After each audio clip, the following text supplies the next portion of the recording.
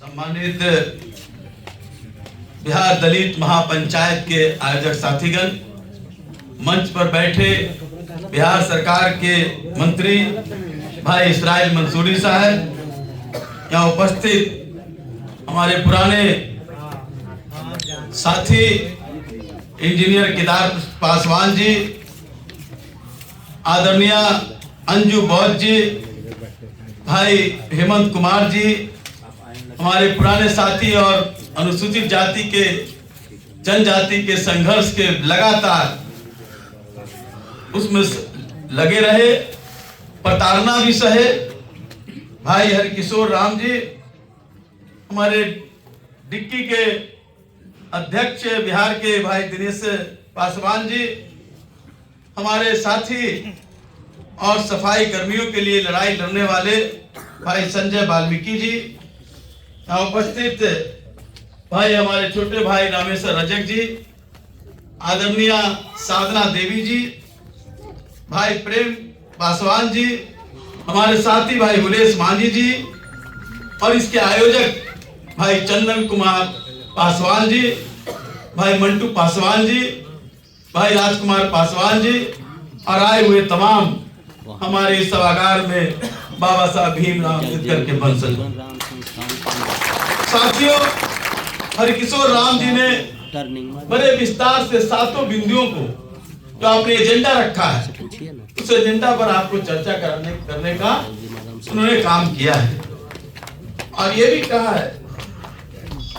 भी कहा है कि ये ही हमारा सबसे मूल हमारी लड़ाई का साधन होना चाहिए।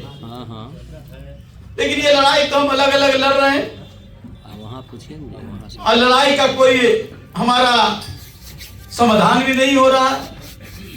इस बात की भी समीक्षा करने की जरूरत है कि जब दलित महापंचायत को आपने बुलाया, क्या कारण है कि हमारे लोगों में विश्वास का अभाव हो रहा है? क्या कारण है कि इस विश्वास के अभाव के कारण इस सभागार को भी हम भर नहीं पाए?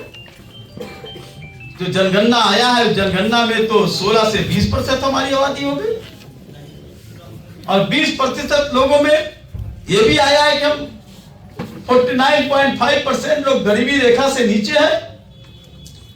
जो अनुसूचित जाति के लोग हैं, जनजाति के लोग हैं, उनको 6,000 रुपया मंथली भी मैसर नहीं होता है।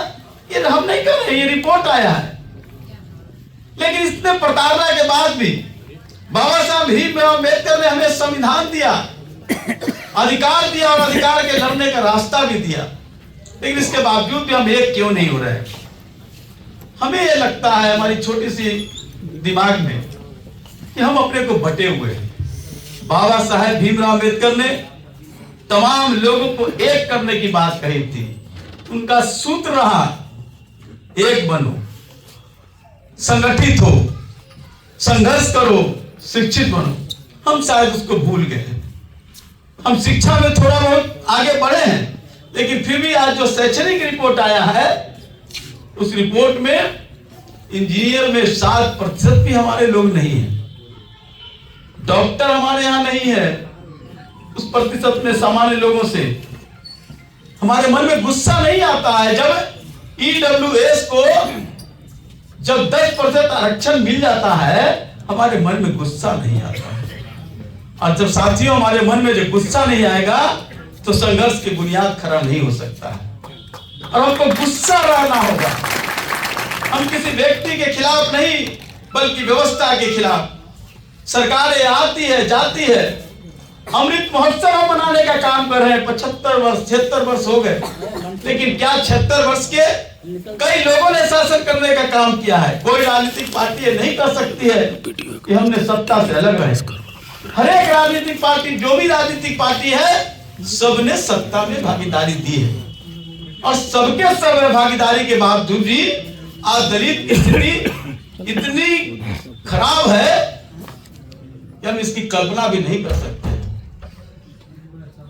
हम बढ़ जाते हैं। हम तो कहेंगे कि जो दलितों में जो सबसे मजबूत जात है, उसको तमाम दलितों के लिए कवच बनना होगा। जब आप कवच बनेंगे तो सभी दलित हिस्सों का एक सूत्र में बांधने का आप काम भी कर सकते हैं। लेकिन अगर जात के संगठन, जात के आधार पर, जिसको बाबा साहब ने कहा था जाति तोड़ो, लेकिन जाति तोड़ने के साथ साथ हम जातियों के बीच में बंधे जा रहे हैं। अधिकार के लिए सवाल नहीं, हमारा कैसे व्यक्तिगत लाभ हो, कैसे हम अपनी हिस्सेदारी व्यक्तिगत रूप से ले ले, यही हमारा सबसे बड़ा मूल उद्देश्य हो गया है। सरकार कहती है कि हम तो 80 करोड़ लोगों को भोजन दे रहे हैं, फिर भी देश का विकास दर कह रहा है कि हम सबसे आगे हैं, हम विश्व के गुरु बनने वाले हैं। अब ये समझ में नहीं आता। मैं तो कॉमर्स का स्टूडेंट रहा हूं, लेकिन जब 80 करोड़ लोग भूखे हैं, जिनको आप मुफ्त अनाज दे रहे हैं, इस देश की आबादी 140 करोड़ है और विकास दर में विश्व के गुरु बनने जा रहे हैं। हंसना और घाल फुलाना दोनों नहीं हो सकता है। हम ये कहें कि विकास के दर में आगे जा रहे हैं और हमारे 80 करोड़ लोग भूखे मर रहे हैं, ये दोनों बातें एक साथ नहीं चल सकती। तो ये है राजनीतिक जो जुमलाबाजी होता है, राजनीतिक जो लोगों को दिग्भ्रमित करने वाली बात होती है, यही है। हमको अगल बगल देखना चाहिए, हमारे लोगों में शिक्षा की जोत क्यों नहीं पहुंच पाई। आपने कहा है अपने एजेंडा में सामाजिक, आर्थिक, शैक्षणिक, न्यायिक, राजनीतिक, सांस्कृतिक में भागीदारी, ये बात शुरू से कही जा रही है। जब देश की आजादी हुई 1952 में, पहली सरकार जब बनी 1951 में, उससे भी कहा गया था कि दलितों के लिए हम सामाजिक भागीदारी देंगे, राजनीतिक भागीदारी देंगे, हम शैक्षणिक भागीदारी देंगे, सांस्कृतिक भागीदारी देंगे। लेकिन फिर इतना के बावजूद भी आज हमको इस एजेंडा क्यों लाना पड़ रहा है? इसलिए लाना पड़ रहा है कि हम अमृत महोत्सव मना रहे हैं, लेकिन समाज में हम पीछे हैं। अभी हरकिशोर जी ने उदाहरण दिया, चाहे वो विधान परिषद का सवाल रहा हो, राज्यसभा का सवाल रहा हो, तो बाबा साहब ने जो अधिकार दिया था, इसके कारण लोकसभा और विधान सभा में तो हमारा स्थान मिल जाता है। लेकिन जो संविधान के तहत जो कानून बनते हैं, जो सरकार नए नए एजेंडा लाती है, नए नए योजना लाती है, नए नए चर्चाएं लाती है, जो बिल लाते हैं, उसको राज्यसभा और विधान परिषद में भी बहस होती है। वहां हमारे लोग तो नहीं है। हमारे लोग क्यों नहीं है? ये राजनीतिक बेईमानी है कि नहीं है? ये राजनीतिक बेईमानी है कि नहीं? इस बात को मन में गुस्सा आना चाहिए आपके मन में, और गुस्सा आएगा तब इसके खिलाफ संघर्ष की बुनियाद खड़ा होगी। आपने दूसरा कहा है, आपके एजेंडा में है, आपने आवासीय विद्यालय की बात कही है, आपने छात्रावास की बात कही है। हम छात्रावास में जाते रहे, जो मंत्री थे भी और मंत्री नहीं थे, और आज एक पार्टी के पदाधिकारी रहने के बावजूद भी हमारा संबंध रहा है छात्रावास से जो लोग आए। किस तरह जिंदगी गुजरता है, क्या उसके खिलाफ हम लड़ाई नहीं लड़ सकते हैं? लेकिन अगर जातियों में लड़ाई लड़ने का काम करोगे, कभी सफलता नहीं मिलेगी, कभी सफलता नहीं मिलेगी। इसलिए मैं बार बार कहता हूं कि जो मजबूत है उसको कवच बनना होगा, और उसके साथ उसकी सुरक्षा के लिए साथ रहना होगा। छात्रावास क्या खाने को मिलता है, किस तरह का भोजन मिलता है, और किस तरह वहां दादाशाही है, अफसरवादी है, अफसरशाही है, और हमारे समाज के लोगों को बना देता है वहां का चीफ। लेकिन उसके द्वारा ही, क्योंकि उसके ऊपर का जो निर्देश देता है, उसी निर्देश का को पालन करता है। इसके कारण हम उसका न्याय नहीं करा सकते हैं अपने लोगों से, और हम दर दर के ठोकरे खाते हैं। ठीक ही कहा हमारे किशोर जी ने, पैसा वापस जा रहा। मैं तो अपने जब मंत्री था तब भी कैबिनेट इस बात को उठाता था कि आपने अलग शेड्यूल कास्ट के लिए बजट का हिस्सा देते हैं, लेकिन वो पैसा कहां चला जाता है? तो क्या कहा जाता था? बिजली की बात इन्होंने कही, बिजली कहते कि दलित लोग नहीं लगाता है क्या, तो हम तो बिजली में पैसा दे दिया। लेकिन ये पैसा शेड्यूल कास्ट के लिए अलग से है, आम लोगों के साथ नहीं है। और वो आम लोगों के साथ जोड़ देता है कि वहां 5% तो दलित का बस्ती है, और दे दिया 100%। तो उसका लाभ किसको है? उन दलित को मिलता है क्या? आज भी हमारे जो दलित लोग हैं घर से निकलते हैं तो कीचड़ में पैर रख के तब हाईवे पर आते हैं। क्या उनके घरों तक सड़क नहीं बनेगी? लेकिन सड़क में पैसा चला जाता है, हमारा जो कर्णांकित है पैसा, वो पैसा दूसरी जगह चला जाता है। हम इस सवालों पर नहीं अगर समझ पाए, अगर इन चीजों को हमको मन में नहीं आया तो हम लड़ाई नहीं लड़ सकते। सिर्फ राम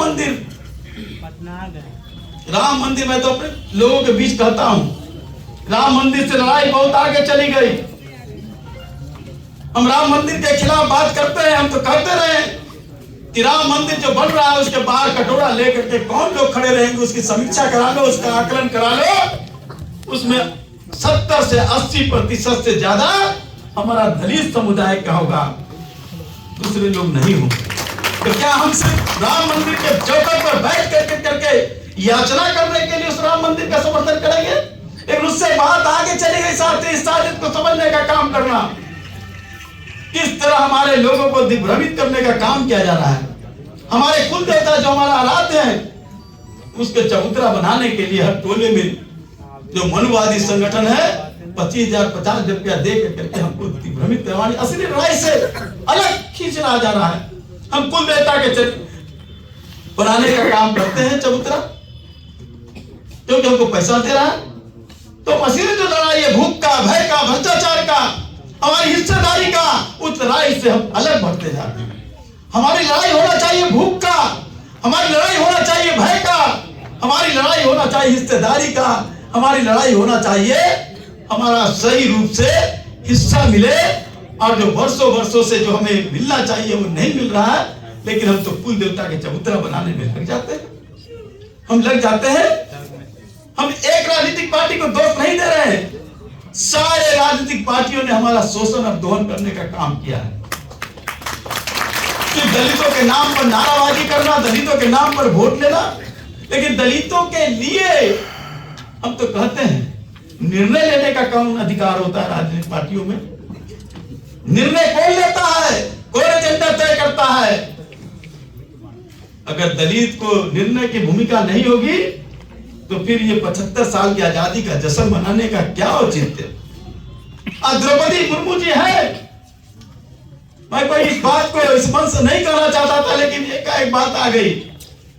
द्रौपदी मुर्मू जी हमारी राष्ट्रपति है, एक ट्राइबल से, एक आदिवासी से, लेकिन क्या उनको स्वतंत्र है सारे अधिकार का निर्णय लेने का?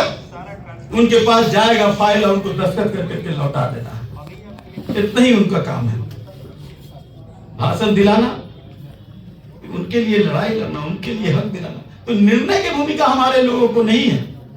रामनाथ कोविंद जी थे राष्ट्रपति, उसी समय ना 2 अप्रैल की लड़ाई लड़ी गई, क्यों नहीं उस समय उन्होंने इस सवाल को उठाने का काम किया? मैं उनकी व्यवस्था को समझता हूं, मेरे संबंध अच्छे रहे, मैं जानता हूं, लेकिन व्यवस्था से काम नहीं होगा। इसलिए साथियों कहना चाहता हूं, इस बात को समझने का काम कीजिए और अपने को एकजुट रहने का काम कीजिए। और जाना जो दलित के नेता है, दलित के सामाजिक कार्य करता है, क्या हम अपने लोगों के टोलों में जाते हैं? क्या उनके साथ हम बैठ कर करके उनके ही खाना को हम साथ साथ खाने का काम करते हैं? अगर नहीं करेंगे तो उनका विश्वास नहीं ले पाएंगे। तब तो वो 85 किलो अनाज और कुल देवता का चबूतरा में ही फंस कर चला जाएगा। आपको उसका विश्वास हासिल करना है, उनके बीच जाना है और उनको सही चीजों से समझाना। उनको आज आपने कहा कि शेड्यूल कास्ट जो एक्ट है, कई केस होते हैं, इधर तो कुछ कमी आई है केस के निपटारा में, लेकिन जो नीचे स्तर पर थाने से लेकर और कोर्ट के बीच में जिस तरह के उलटफेर होते हैं, बलात्कार की घटना हो, हमारे दलित, हमारे परिवार के, हमारी बेटी, हमारी बहन के साथ अपमान होता है, अत्याचार होता है, बलात्कार होता है, और हम एकजुट होने का काम नहीं करते हैं। हम देखते हैं तो फलाना जात की महिला है, मेरा कोई है क्या?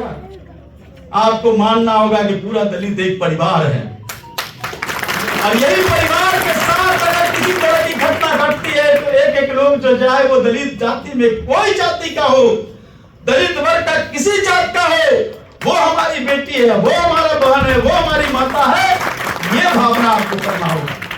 तभी जाकर के इस एजेंडा के लिए आपको रणनीति तय करना होगा, रणनीति की लड़ाई लड़ना होगा। इसके साथ ही बड़े ही अदब के साथ, बड़े ही प्रेम के साथ आपको कहना चाहता हूं, बहुत हो गया, बहुत हो गया।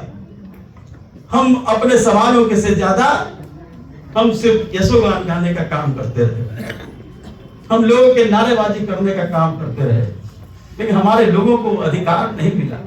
अधिकार की चर्चा करते रहे, चाहे वो सामाजिक सभा हो, राजनीतिक सभा हो, नए नए लंबे लबाब उनको आश्वासन देने का काम किया जाता है और हम लोग भी उसको दोहराने का काम करते हैं।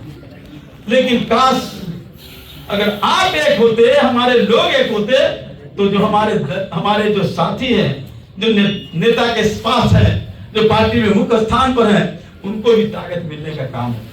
आज मुझे इस बात की चर्चा करने से कोई गुरेज नहीं कर सकता कि पूना पैक्ट का समझौता कहीं न कहीं हमारे साथ अत्याचार हुआ।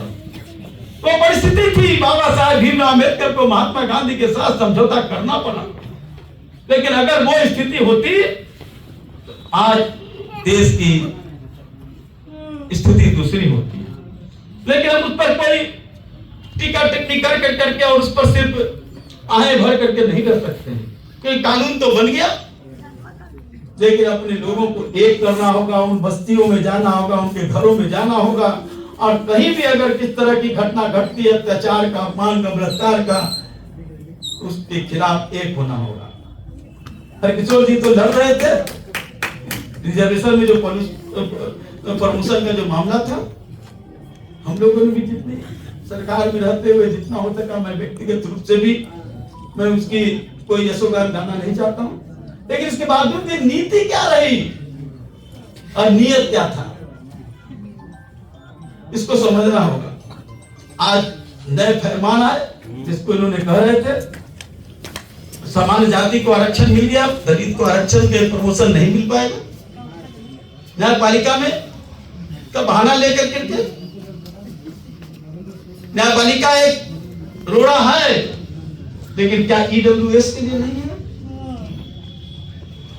क्या ये जो आज जो प्रमोशन हो रहा है लोगों का, हमने बात रखी सरकार में, ने कहा कि उनका रुका हुआ है, तो उनका हमने कहा कि जब दूसरे लोगों का प्रमोशन हो जाएगा उस पोस्ट पर, उसके बाद फैसला आएगा, तो आप कहते हैं कि हम करेंगे, तो फिर तो वो तो पीछे ही ना जाएंगे, वो जगह खाली होगा तब ना वो जाएंगे, तब तक तो रिटायर कर जाएंगे। ये जो नीति नियत है, इस नियत को समझना होगा। और मैं फिर कहता हूं, जातियों में मत बंटना साथी, हम ये महसूस कराएं कि दलित हमारा एक परिवार है और इस परिवार के मुखिया हमारे अंबेडकर हैं, और अंबेडकर को ही अपना राज मान के सिर्फ जय जय भीम करने से नहीं होगा, बाबा साहब भीमराव अम्बेडकर पर माला बनाने से नहीं होगा। बाबा साहब ने जो संघर्ष लड़ा किया, मार खाया, वो चौधार तालाब का सवाल, वो कालाराम मंदिर के प्रवेश का सवाल, और संविधान के पहले किस तरह की प्रताड़ना उनको मिला, चाहे वो यूनिवर्सिटी के सवाल हो, चाहे वो उनकी नौकरी का सवाल हो, चाहे वो किस तरह उनको साजिश करके उनको संसद में नहीं भेजने का काम किया जाता रहा। तो उनको समझना होगा साजिश को। जब वो इतने झेलते हुए उन्होंने उस स्थान पर पहुंच गए, तो हमारे तो हालात है, हम सिर्फ माला बना करके क्या उनकी भक्ति में हम कर पाएंगे? हम उनके विचारों को, उनके संघर्ष की गाथा को अगर हम अपने आत्मसात करेंगे, तभी उनके प्रति हम सच्ची अनुयायी अपने को कहने का काम कर सकते हैं।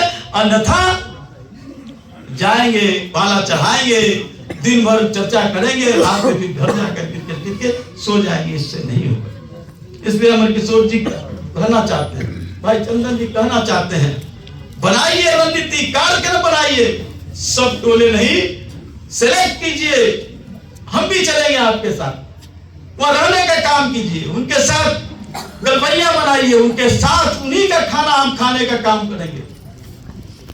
उनको विश्वास तो लीजिए। अगर विश्वास नहीं होगा, आपके खिलाने से नहीं होगा। खिलाना है वो झोपड़पट्टी में जो हमारे मैया बाबा जो बैठे उसके साथ बैठना होगा, उनके घर में बैठना होगा। जिस तरह वो सोती है चटाई पर, वो सही हमको भी सोना होगा, कम से कम सिंबॉलिक 1-2 दिनों भी।